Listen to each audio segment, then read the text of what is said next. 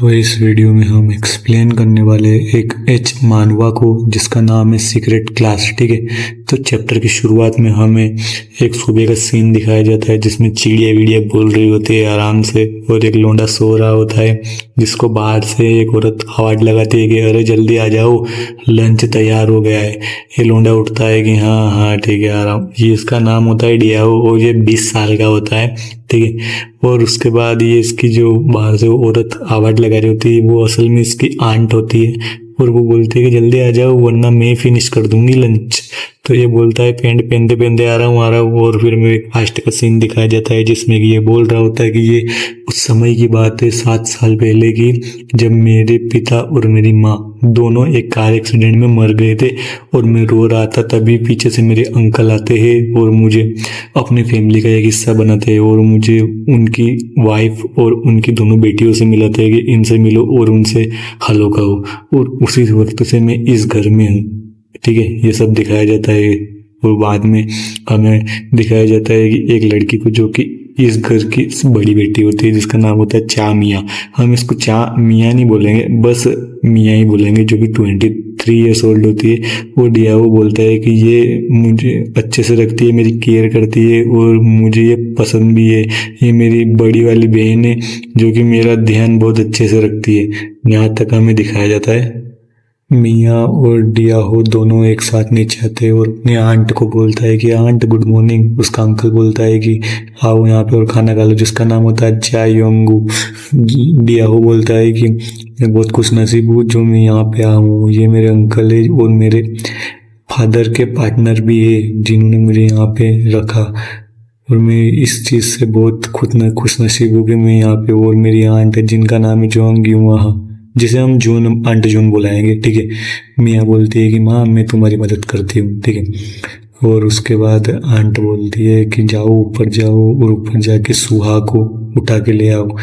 Diao बोलता है कि हाँ मैं जा रहा हूँ, उठा के लेके आ रहा हूँ। फिर ऊपर जाता है। फिर ये दोनों बोलते हैं कि अरे वो कितना एनर्जेटिक है, इतना उसे नहीं रहना चाहिए।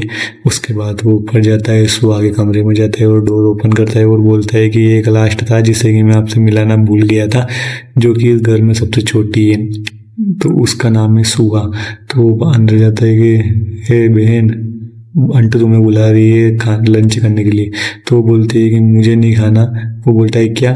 और फिर सुबह बोलती है कि तुझे मेरे कमरे में आने की किसने कहा, मैंने तो नहीं बोला तुझे। फिर वो चला जाता है। उसके बाद वो आंट को बोलता है कि आंट उसको तो ये खाना ही नहीं है। फिर आंट बोलती है, आंट जून बोलती है कि अरे वो ऐसे कैसे कर सकती है यार, वो अपने शरीर का ध्यान ही नहीं रखती है। फिर उसके अंकल बोलते हैं कि अरे वो अच्छी बच्ची है, वो स्मार्ट है, वो खुद का ध्यान रख सकती है, अपना अपना खाना खाओ सब। फिर उसके बाद डे वो बोलता है कि हाँ चलो अब स्टार्ट करते हैं खाना। फिर खाना स्टार्ट होता है और फिर उसकी आंट बोलती है अरे तूने इतना ज़्यादा कैसे खा लिया भाई। उसके बाद डिया वो बोलता है कि क्योंकि ये बहुत ज़्यादा डिलीशियस था।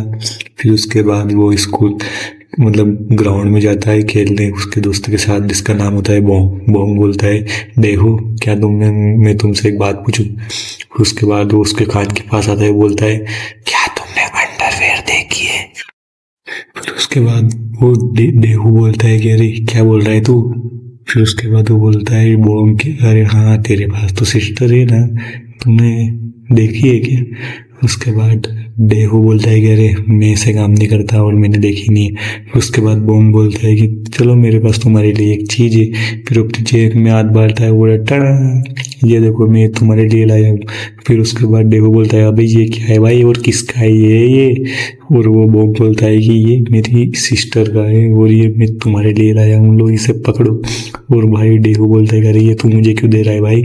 क्योंकि तुम मुझे अच्छे से ट्रीट करते हो और तुम मेरे बेस्ट फ्रेंड हो, इसलिए मैं तुम्हें ये दे रहा हूँ। फिर वो दोनों अपने अपने घर निकल जाते हैं। हमें रात का सीन दिखाया जाता है जहाँ पे इस लोंडे को साले को नींद ही नहीं आ रही होती है। ये उठता है और बोंग ने जो उसे दिया होता है वो उसे घूर घूर के देखने लगता है। फिर वो बोलता है कि अरे ये तो बस एक पीस है ना कपड़े का, इससे मेरी हार्ट बीट इतनी तेज क्यों हो रही है? फिर वो बोलता है कि साला प्यास कैसे लगने लगी बे। फिर नीचे जाता है पानी पीने और पानी पीता है। इतने में उसे आवाज़ आती है कि वो बोलता है अरे ये साउंड कहाँ से आ रहा है? फिर वो जाने लगता है चलो छोड़ो भाई।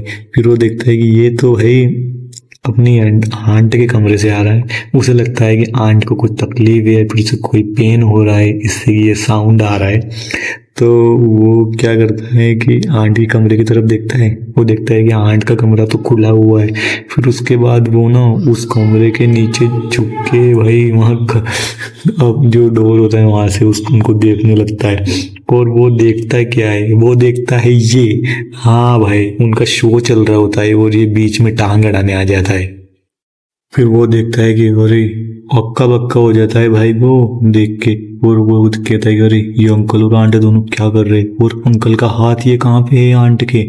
और वो जो अंकल होता है वो बोलता है कि सोने से पहले कुछ डिलीशियस खाते हैं उसे मतलब उसको बोलता है उसके आंट को। और ये भाई पूरा शो देखता है उनका, पूरा शो ऐसे मतलब लास्ट में ना ये एकदम ज़ोंबी जैसा खड़ा हो जाता है भाई, लट्स आ जाती है भाई में। तो ये चैप्टर यहीं पे ख़त्म होता है। उम्मीद है कि तुम्हें ये चैप्टर और मेरी एक्सप्लेनेशन अच्छी लगी होगी।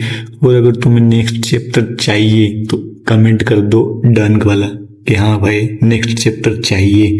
और सब्सक्राइब करना मत भूलना यार, बहुत मेहनत से वीडियो बनती है यार। Okay, sayonara.